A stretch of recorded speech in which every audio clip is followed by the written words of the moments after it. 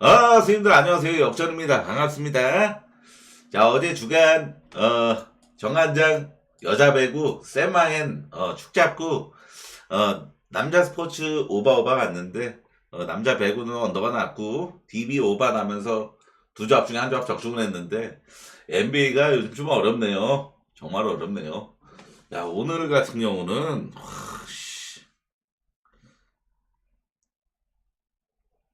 야, 이거를 참 정말 아니 노먼퍼 제가 어제 멤버십 회원분들께만 영상을 그거 했거든요. 공개를 했거든요. 근데 제가 어제 멤버십 영상에서 클리퍼스가 홈에서 9연승 중이다. 9연승 중인데 미네소타 원정에서 오신 성적 자체가 안 좋은 팀이고 그러고 지금 솔직히 클리퍼스에 뭐 다른 애 볼 게 아니라 노먼 파엘만 보면 된다. 노먼 파엘이가 지금 3점 성공률 50% 이상이 이번 시즌 자체에 어, 노먼 파일이가 그냥 미친 순 농심 모드다. 그래갖고, 노먼 파일 하나 믿고, 노먼 파일이가, 홈 10연승 이끌어줄 것 같다. 이러면서 클리퍼스 프렘 맞는데, 야 노먼 파일이가 돌발 결정하네요. 그러니까 이게, 이게 솔직히 GTD도 안 떠 있어가지고, 뭐 결정할 거란 생각을 안 했었죠. 좀, 뒤통수 한 대 맞은 듯한 느낌입니다. 근데 오늘은 제가 아무래도 그 NBA는 오늘은 매치업 적은 날이다 보니까 좀 매치업도 별로 안 좋았고 그래서 기본 이하 권장 드린다고 조합표에 분명히 써놨습니다. 자 그러고 제가 어찌됐건 이 엑셀을 만드는 거 있잖아요. 기존에 이렇게 만들던 거 이런 거 이거는 정말 제가 좀 기분 좋을 때나 좀 하고 싶거든요. 솔직하게 말해서 너무 번거로워요, 이거 만드는 게. 뭐, 뭐, 한 시간이 걸리고 두 시간, 이런 거 중요한 게 아니라, 많이 물려요, 사실. 그러다 보니까 제가 오늘은 이 슛 차트, 새로운 분석을 좀 도전을 해봅니다. 자, 근데 이게 화면이 좀 잘리네요. 잠시만 좀 맞출게요. 자, 이게 근데 아주 도움 되실 거예요. 보시면은, 자, 클불의 공격이고, 이건 클불의 공격, 그리고 덴버의 수비입니다. 보시면 아시겠지만, 이,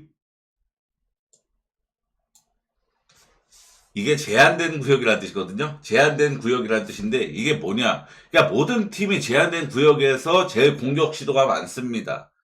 이게 퍼센티지예요. 얘네 공격, 이 100% 백분율 중에서 얘네가 가장 야투 시도를 많이 하는 지역. 바로 이 제한된 구역은 덩크 스팟입니다. 골대 이렇게 있으면은 밑에 이렇게 자유투 라인이 있고 여기 있죠. 이렇게 동그라미. 이쪽이 이제 제한된 구역 덩크 스팟입니다. 그러니까 덩크 스팟에서 모든 팀들이 제일 야투 시도가 당연히 많은 게 뭐 아시다시피 가드들이 센터가 덩크 찍는 것만 덩크 스팟이 아니라 가드들이 뭐 카이리 어빙 같은 애들이 러닝 레이업 올라가잖아요. 그것도 덩크 스팟에서 야투 시도입니다. 그러니까 이게 제일 많을 수밖에 없는 건 당연한 거고 덩크 스팟에서의 이 클리블랜드는 이 리그 평균이 68%인데 70%를 기록할 정도로 덩크 스팟에서의 공격 성공률도 충분히 평균 이상으로 좋은 팀이고 덴바 얘기를 안 할 수가 없는 게 덴바가 제가 이걸 하기 전에 먼저 말씀드려야 될 게 제가 이게 처음이고 대본을 작성을 해놨습니다. 원래 제가 하던 분석대로 대본을 이렇게 다 작성을 해놨거든요. 정말로 다 해놨는데 대본까지 하면 너무 길어질 것 같아요. 사실 정말 영상이 너무 길어질 것 같고 대본은 되게 함축해서 하고 이거를 좀 중점적으로 좀 하겠습니다. 보시면 아시겠지만 클리블이 제일 많이 하는 공격은 뭐 2675득점 중에 거의 한 40% 정도의 지분을 가져간 득점 덩크스팟 공격이고 그 다음 두 번째가 29% 퍼센티지가 이 어바브 더 브레이크 3 이게 뭔 뜻이냐면은 3점 지역이 이렇게 골대 있고 이거는 코너 3점이거든요. 이쪽 있죠. 탑 말고 이쪽 이 45도 3점 이렇게 얘기하잖아요. 근데 이쪽은 45도가 아니잖아요. 그러니까 이거를 포괄적으로 해가지고 어바브 더 브레이크 3이라고 합니다. 이 어바브 더 그러니까 3점 지역이라고 말을 할게요. 그냥 계속 어바브 더 브레이크라고 얘기할 수는 없으니까 3점 지역에서의 3점 시도도 굉장히 많은 팀인 게 클불이고 덴버의 이 3점 지역에서 수비는 그냥 리그 딱 평균하고 똑같죠. 그러니까 덴버가 결론적으로 얘기하자면은 덴버가 그나마 수비가 좋은 지역은 페인트 존밖에 없습니다. 페인트 존.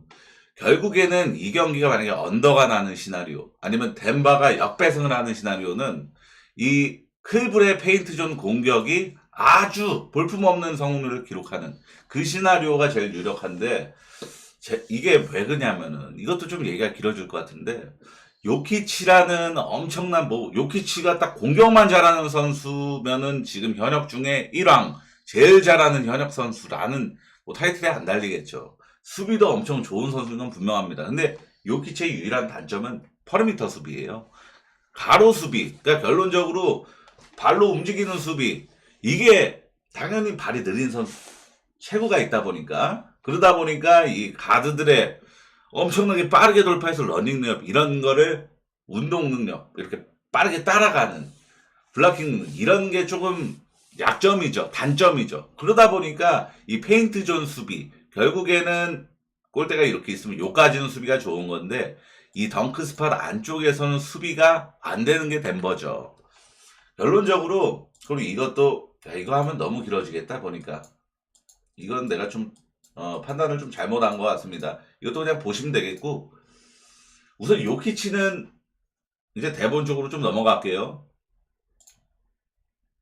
지금 최근 덴버에 지금 최근 10경기 그러니까 요키치가 복귀하고 총 7경기를 6경기를 치렀거든요. 요키치가 복귀하고 나서 6경기 치렀을 때 결과물들을 좀 살펴보겠습니다. 댈러스한테 123실점, 레이커스한테 102실점, 그리고 뉴욕한테 145실점, 유타한테 103실점, 클리퍼스한테 126실점 했습니다. 그리고 골스한테 115실점 했고. 일단 이게 보시면 아시겠지만 딱 유타랑 레이커스만 덴버 상대로 득점을 얼마 못 냈고 나머지 팀들은 그래도 NBA 평균 득점보다는 그 이상으로 많은 득점을 좀 거뒀던 게 지금 덴버를 상대하고 있는 팀들의 공통점이란 말이죠. 레이커스랑 유타의 공통점이 있습니다. 레이커스는 지금 가드진이 대놓고 약점이라는 팀이라는 점이에요. 아시다시피 오스틴 리브스랑 디안젤로 러셀 이 백코트 듀오는 굉장히 솔직히 볼품없는 듀오고 그러고 유타는 지금 섹스턴하고 키언테 조지 아시다시피 리그에서 매우 최하위권에 있는 백코트 듀오입니다. 그러고 아시다시피 팀 내 핵심 가드 중 한 명 클락슨이 지금 장기 부상으로 꽤 오랫동안 지금 경기를 못 나오고 있기도 하죠. 그래서 지금 결국에는 덴버가 지금 실점을 많이 하고 있는 팀들은 1번, 2번 자리. 그러니까 백코트 듀오가 좀 훌륭한 팀들한테 실점을 많이 하고 가드진들이 좋은 팀들한테 실점을 많이 하고 가드진들이 약한 팀한테 실점을 아주 적게 했다라는 겁니다. 근데 지금 클블의 지금 백코트 듀오가 누구죠? 도노반 미첼하고 갈란드잖아요. 거의 리그에서 지금 탑급입니다. 탑급. 그래서 이 경기는 솔직하게 지금 덴버가 보여주고 있는 성향상 클블이 120득점 이상 엄청난 대량 득점 그 이상도 해줄 가능성이 높다라고 보는 게 맞겠죠. 덴버가 그리고 제일 중요한 게 덴버가 올 시즌 동부팀 상대로 했던 걸 정리를 해왔습니다. 총 5경기를 치렀어요. 동부팀과의 총 이번 시즌 5경기에서 평균 득점이 무려 129점. 연장 한 번 간 적이 있었지만 평균 수준은 128점. 더하면은 257점입니다. 평균 257점의 경기를 했다라는 거예요. 동부팀과의 경기에서. 토론토전에 252점. 브루클린전에 연장 한 번 갔지만 283점. 토론토 또 만나가지고 240점. 마이애미전에도 257점. 뉴욕한테도 263점. 즉 동부팀이랑 경기만 했다 하면은 최소 점수가 240점. 무조건 해고발을 찍었던 게 덴버입니다. 메인으로 여기 써져 있죠. 메인으로 오버를 안 볼 수가 없습니다. 메인 오버. 서브는 클블 마인입니다. 네, 이게 분석을 제가 이게 좀 그럴싸하게 하려고 좀 솔직히 좀 준비한 건데 있는 척 해보려고 너무 길어질 것 같아요. 영상이 좀 몰입도도 떨어질 것 같고 그죠? 이거 워싱턴의 공격 차트고 이거는 댈러스의 수비 차트인데 보시면 아시겠지만 딱 이 위에 어찌됐든 퍼센티지 이 위에 3개만 좀 생각을 하겠습니다. 당연히 덩크스팟에서 당연히 공격 시도가 제일 많고 뭐 동등하네요. 3점하고. 그러니까 워싱턴도 무시성 상점을 많이 올라가는 건데 리그 평균은 54%인데 48%밖에 안 돼요. 그러니까 그나마 덩크스팟에서의 성공률은 리그 평균보다 1% 높은 딱 덩크스팟에서 발렌슈나스 같은 애들이 공격 리바운드 잡아주고 바로 야투시도 올라가가지고 득점을 내는 이 정도 루트가 그나마 효과적이고 나머지 공격은 다 볼품없는 게 워싱턴의 공격이라고 볼 수가 있고 근데 댈러스의 수비를 보면은 덩크스팟 수비도 리그 평균보다 훨씬 좋고 그리고 이 3점 수비, 3점 지역에서의 수비도 리그 평균보다 좋고 페인트 존 실점이 그나마 많은 편인데 아시다시피 워싱턴은 여기 보이다시피 페인트 존 득점이 퍼센티지가 그렇게 높지도 리그 평균보다 높네요. 이 성공률 자체가 리그 평균보다 3%나 아래인 팀입니다. 댈러스의 공격은 당연히 덩크스팟에서 성공률 74%, 리그 평균 68%니까 엄청나게 좋은 레이업 및 덩크 성공률을 보유하고 있다라고 봐야겠고 그리고 3점 지역에서의 성공률 리그 평균 이상 모든 게 그러니까 결국에는 코너 3점 빼고는 다 빨간불이면 무조건 좋은 거거든요. 빨간불, 핑크불 아니면 빨간불 무조건 좋은 건데 워싱턴은 그러니까 수비는 빨간불이면 나쁜 거란 뜻입니다. 수비는 대려 이거는 수비표니까 덩크스팟에서의 실점도 리그 평균 압도적 이상 3점 수비도 3점 지역에서 수비도 그나마 페인트존 수비가 좀 이걸로 벌어먹고 사는 건데 댈러스의 메인 공격은 페인트존 그게 아니라 덩크스팟하고 3점이라는 점. 자, 전 시즌 맞대결이 이미 2번 있었죠. 2번의 맞대결을 박스 스코어를 제가 다 하나하나 찾아봤습니다. 첫 번째 맞대결에서는 13점 차로 댈러스가 이겼고 두 번째는 8점 차 승이었는데 첫 번째 맞대결은 어빙이 결장했었으나 돈치치가 26득점. 근데 이때 당시에 벤치 리더였던 팀 하더웨이 주니어가 주사위 6 나오면서 31득점, 최다 득점을 기록한 대승을 이끌었고 13득점 차. 그러고 두 번째 맞대결은 돈치치, 어빙 모두 출격을 했지만 26득점씩 두 명 모두 똑같이 타이 득점으로 최다 득을 기록했으나 이날 댈러스의 3점 성공률이 팀 3점 성공률 25%에 불과할 정도로 안 들어가는 날을 만나서 꼴랑 8점 차로밖에 승리를 하지 못했던 그런 경기였습니다. 두 번의 맞대결 박스 스코어를 보면서 느낀 점은 아주 심플합니다. 댈러스가 야투를 이 3점 성공률 막 20몇 프로, 25% 이런 식으로 기록한 날만 아니면 대승 가능성이 매우 높겠구나 라는 건데 지금 댈러스는 아주 고점 흐름을 유지 중인 팀이죠. 만약 직전 멤피스전에 그냥 무난히 졌다라면은 기세가 한층 꺾일 수도 있겠지만 4쿼터에만 18점 차로 이기면서 엄청난 대역전승을 만들어냈던 댈러스입니다.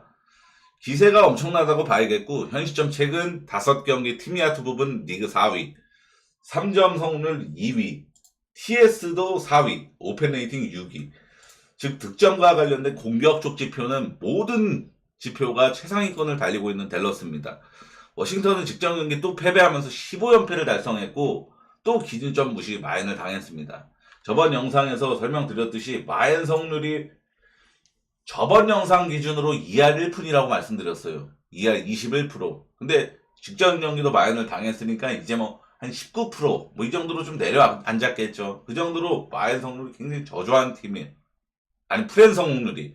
그래도 홈에서는 좀 다르지 않을까 생각한다면 큰 오산입니다. 워싱턴은 그냥 대놓고 프렌도 잘 못 찍어주는 대놓고 최악체 팀입니다. 지금 상당히 고점 흐름을 타고 있는 댈러스 상대로 뜬금 프렌을 찍는 게 전 더 이상한 그림이라고 생각을 하거든요. 메인으로 댈러스 마인. 어느 반 패스하겠습니다.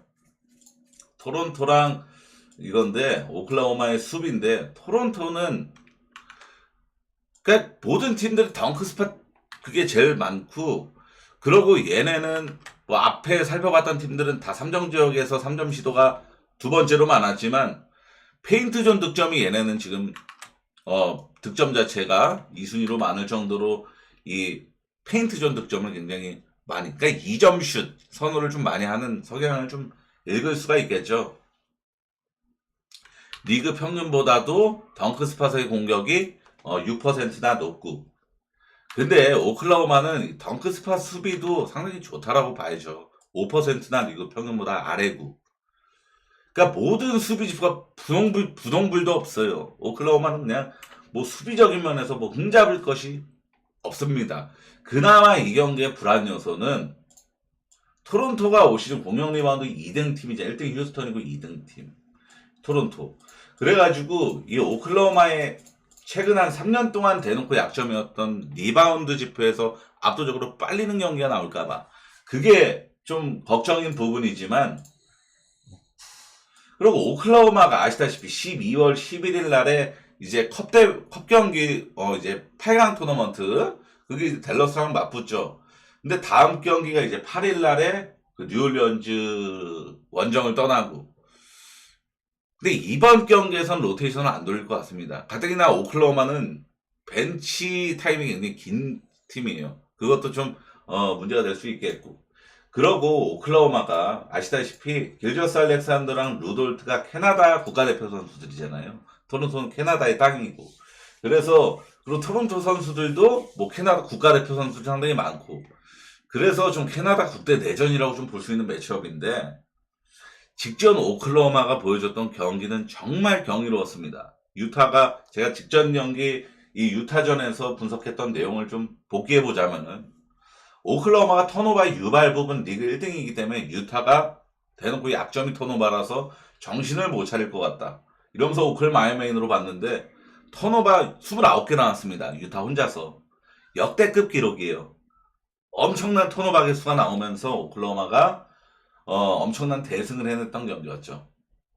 그죠? 그러니까 이게 유타가 야투를 꼬라박았냐? 그것도 아닙니다. 팀 야투 54.3%였어요. 54.3%면은 솔직히 말해서 못해도 120점 넘겨야 무조건 정상인 팀 야투입니다.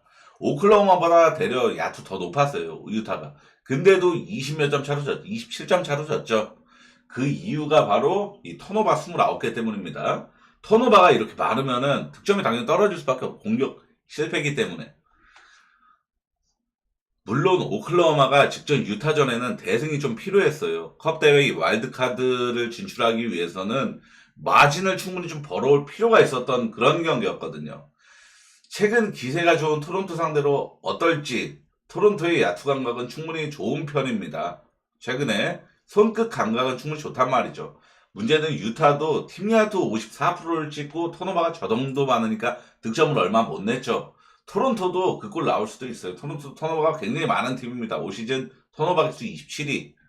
유타보다 한 3단계 정도 나은 수준이고, 한 2개 정도, 평균 2개 정도 적은 팀이에요. 그 정도로 토론토도 턴오버가 문제인 팀인데, 토론토가 어쨌든 홈에서 지금 4연승 중이거든요. 상대도 인디애나 2번, 마이애미 1번, 미네소타 1번. 그러니까 다 디펜레이팅이 막 되게 쓰레기 같은 팀들 상대로 연승을 만드는 게 아니라 마이애미, 미네소타, 디펜레이팅 충분히 상위권에 있는 팀들이거든요. 얘네 상대로 모두 홈에서만큼 110득점 이상을 기록하면서 연승을 만든 겁니다. 결국에는 전 토론토가 턴오버 관리만 되면은 오클 상대로 충분히 득점을 막 터무니없이 유타 마냥 100점 간신히 넘기는 이 정도 수준보다는 110점 넘길 가능성 좀 보겠습니다. 저는 토론토 홈이라서 메인으로 오바 볼게요. 저는 오클 마이는 저는 이번에 한번 패스하겠습니다. 오클 마이는 안 들어가고 서브로도 안 들어가고 오바 쪽으로만 한번 보겠습니다. 이 경기는 멤피스랑 세크라멘토 경기는, 멤피스는 직전 댈러스전의 4쿼터에 18점 차로 지면서 대역전패를 당했죠. 매우 아쉬운 결과였습니다. 다만 멤피스는 아주 좋은 흐름을 유지하고 있는 팀입니다. 경기 내내 댈러스를 압도했고 리드를 유지한 시간은 멤피스가 훨씬 더 길었던 건 분명 사실이에요. 그리고 멤피스가 원정이었죠. 멤피스는 전통적으로 홈발을 많이 받는 팀이라는 걸 잊어서는 안 됩니다. 현재 홈에서는 5연승 중이거든요. 11월 이후로 멤피스는 홈에서 9승 1패입니다. 엄청난 승률을 거두고 있는데 이 9번의 승리 중에서 9번 승리가 모두 핸디캡 승리였어요. 모두 핸디캡 승리. 이 9번 승리 중에서 멤피스가 정배받았던 경우는 7번이었거든요. 그러니까 이 7번의 정배 게임을 모두 마인을 성공해줬던 게 홈에서의 멤피스입니다. 세크라멘토는 역배받았을 때 귀신같이 엮이지 잘하는 팀인 건 분명한 사실인데 직전 휴스턴전에는 세크가 그냥 농구를 잘했습니다. 야투는 되게 잘 넣었고 턴오버도 10개밖에 안 했을 정도로 매우 좋았고 뭐 휴스턴이라는 수비 좋은 팀 상대로 문제는 리바운드를 19개 차이가 났거든요. 휴스턴이 19개나 더 훨씬 더 많이 따낸 경기였어요. 공격 리바운드도 꽤 아주 큰 차이가 났고 그럼에도 이렇게 리바운드를 완전히 점령당한 수준으로 점령을 했음에도 휴스턴이 졌다라는 거는 야투 차이 그러고 그나마 세크라멘토가 턴오버 관리를 잘했다라는 그게 야투 차이가 제일 컸습니다. 결국에는. 근데 세크라멘토가 뭐 아시다시피 직전 경기 상당히 좋은 경기를 펼쳤으니까 이거를 좀 반등 삼아서 상당히 기세를 탈 것이다. 이렇게 보기가 어려운 게 프리시즌부터 세크라멘토 이런 모습을 꾸준히 보였습니다. 한 번 뜬금 역시 세크 무시할 팀이 아니네 하다가도 다시 귀신같이 3점 막 20%대 찍으면서 개같이 못하고 이런 모습이 정말 꾸준하게 보여주는 게 세크라멘토예요. 멤피스가 사실상 11월 홈에서의 승률은 가장 좋은 팀이었고 최근 오페네이팅, 디페네이팅 밸런스부터 이 마진 벌어오면서 대승해주는 빈도, 마엔 성공률까지 가장 신앙 수준의 정배팀이었다는 걸 잊어서는 안 됩니다. 근데 가뜩이나 직접 원정에서 정말 화닥신하게 역전패를 당했죠. 멤피스 입장에서는. 멤피스가 막 야투를 터무니없이 낮게 기록하는 경기도 아니었고 팀 자체의 경기력이 매우 나빴다라고 볼 수는 없었던 경기였습니다. 마커스 스마트가 야투 7개 던져갖고 빵프로 기록했고 라라비아도 굉장히 못했던 경기였고 자렌 잭슨 주니어가 야투를 굉장히 30%대로 굉장히 좋지 못하게 기록을 했었던 그런 딱 이 3명 정도만 부진했어요. 멤피스는.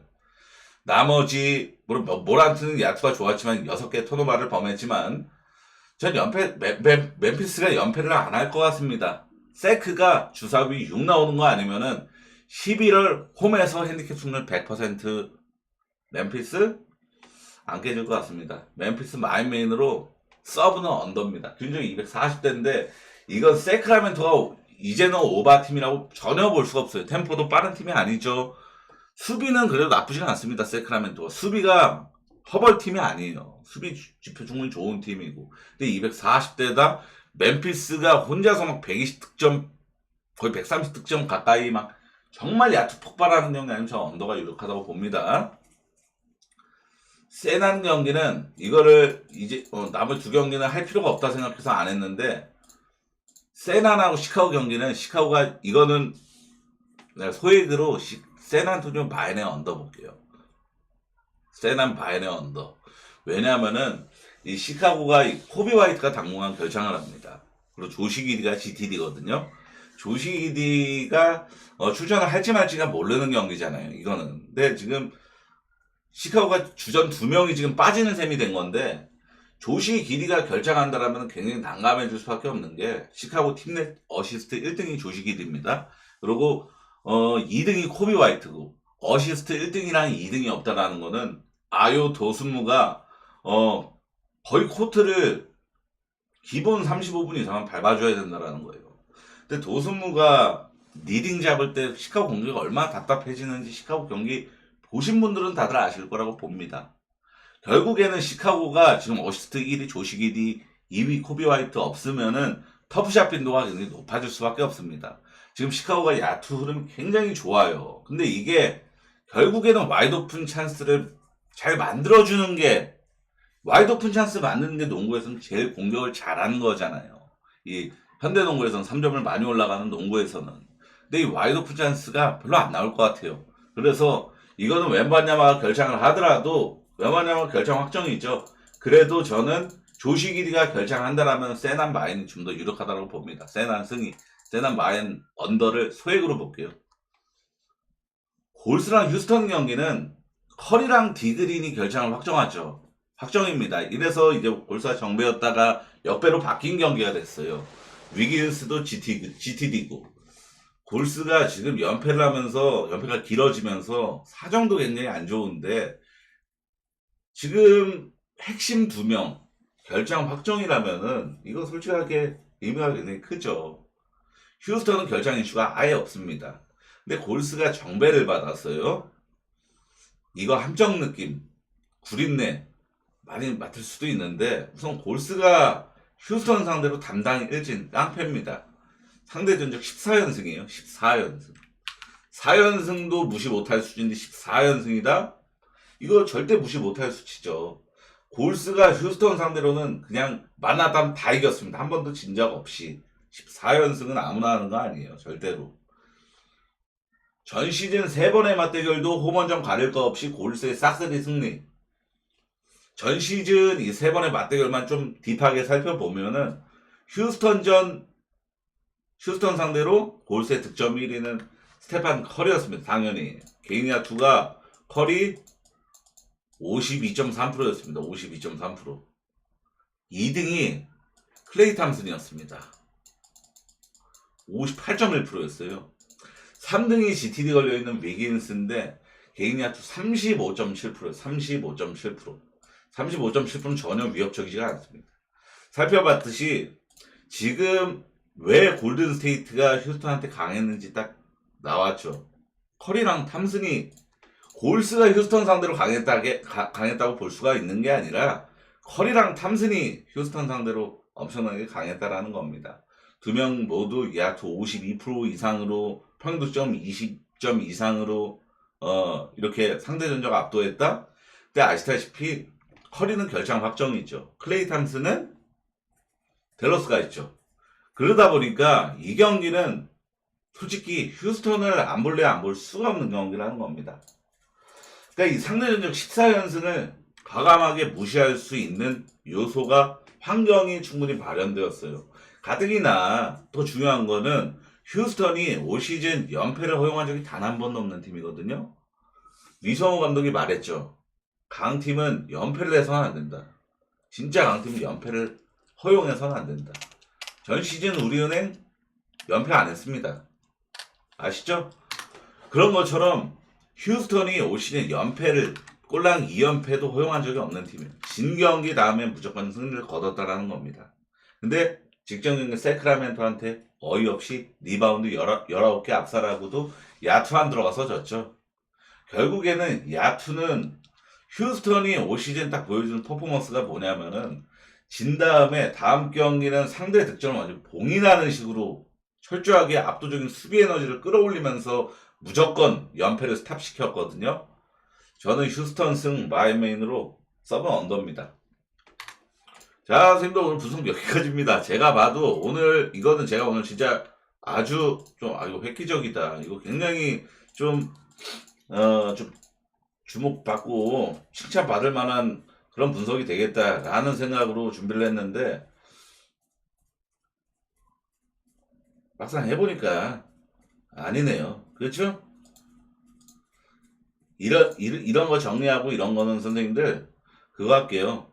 좀 분위기 좋을 때. 저도 돈도 따고 막 그래서 제가 막 해피할 때 할게요. 근데 솔직하게, 지금, 뭐 아시다시피 지금 NBA 성적을 못 냈잖아요. 결국엔 못 내고 있는데 저렇게 노력할 마음도 솔직히 없고, 안 들고. 그죠? 넌 좀 이해해 주실 거라고 믿을게요. 자, 오늘 분석은 상당히 괜찮은 경기들이 많아요. 매첩도 좋고. 그래서 한번 이번에 아주 좋은 성적 한번 내보도록 하겠습니다. 시청해 정말 감사합니다.